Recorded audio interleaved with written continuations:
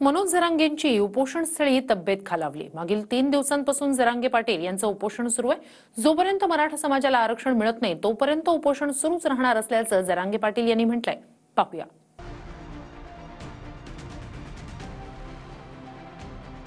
मराठा आरक्षणासाठी उपोषणाला बसलेल्या जरांगे पाटील यांची तब्येत खालावली आहे। उपोषणस्थळी जरांगे पाटील यांच्यावर उपचार सुरू आहेत, मात्र ते उपोषणावर ठाम आहेत। मराठा समाजाला आरक्षण मिळत नाही तोपर्यंत उपोषण सुरूच राहणार असा इशारा जरांगेंनी दिलाय। तसंच न मागितलेलं 10% आरक्षण देऊन सरकारनं पाठीत खंजीर खुपसल्याचा आरोपही त्यांनी केलाय।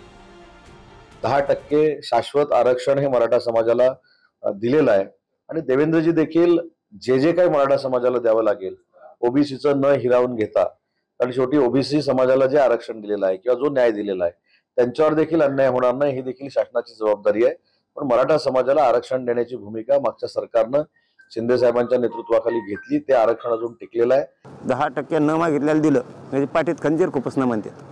वार नाही करेन ना, समोरच आहे ना, काय समोरच आहे ना, चर्चाला समोरच आहे। या कोण आहे या,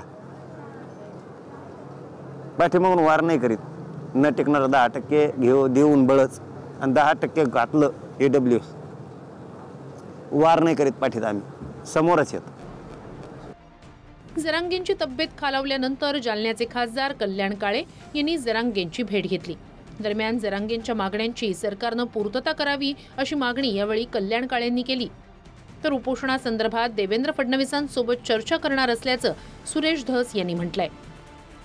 जरांगे पाटलांनी अतिशय मेहनत करून कष्ट करून समाजाला न्याय देण्याचा प्रयत्न केला, परंतु मुंबईचं आंदोलन करायला गेल्यानंतर त्यांनी ज्या गोष्टी आम्ही करतो, आम्हाला वेळ द्या, निवडणूक होऊ द्या, आचारसंहिता लागलेली नंतर करतो, ह्या ज्या काही खोट्या भूलतापा दिल्या त्याच्यातून आता कुठेतरी त्यांना सावरलं पाहिजे आणि त्यांना आता उपोषणाला बसूच दिलं नाही पाहिजे की तात्काळ त्यांच्या सगळ्या मागण्या मान्य केल्या पाहिजे। मी आज जाणार नाही, मी उद्या सकाळी म्हणजे आज रात्री उशिरा जाणार आहे, उद्या संध्याकाळी त्यांच्याकडे जाणार।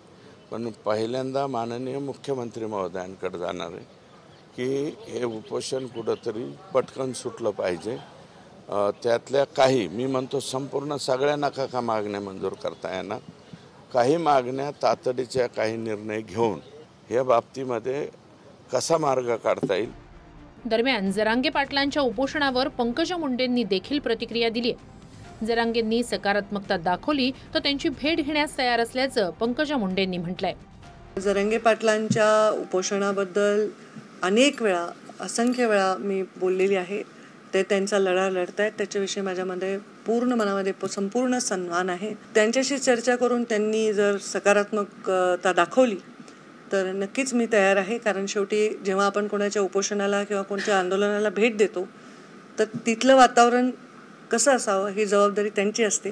ती जबाबदारी त्यांनी घेतली आणि त्यांनी जर सकारात्मकता दाखवली तर मी नक्कीच भेट द्यायला तयार आहे। आमची कोणालाच ना नसते ना, आमची कोणालाच नाही, कारण आम्ही खुनशी नाही आहेत, जातीवादी पण नाही आहेत, आम्ही काय दहशतवादी आहेत का?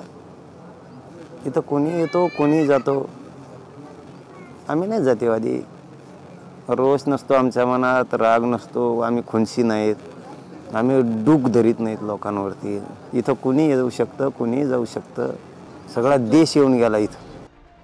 दरम्यान कोणत्या कारणांसाठी जरांगे पाटील यांचं उपोषण सुरू आहे त्यावरही एक नजर टाकूया। ओबीसीतून मराठा समाजाला आरक्षण देण्यात यावं, जरांगे पाटलांची मागणी। मराठा समाजाला सरसकट कुणबी प्रमाणपत्र देण्याची मागणी। सगळे सोयरे अध्यादेशाची अंमलबजावणी तातडीनं करण्यात यावी, जरांगे। ज्यांची कुणबी नोंद नाही त्यांच्या सगळे सोयऱ्यांना कुणबी प्रमाणपत्र देण्याची मागणी। मागील 3 दिवसांपासून जरांगे पाटील यांचं उपोषण सुरू आहे। जरांगे पाटील यांनी उपोषण करू नये अशी विनंती सरकारकडून करण्यात आली आहे, मात्र आरक्षण मिळत नाही तोपर्यंत उपोषण सुरू ठेवण्यावर जरांगे ठाम आहेत। संजय सरोदे, TV9 मराठी, अंतरवाली सराटी।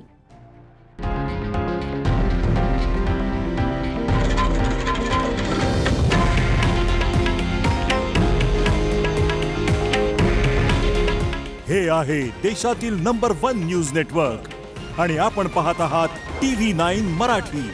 काळजी तुमची, हित महाराष्ट्राचं.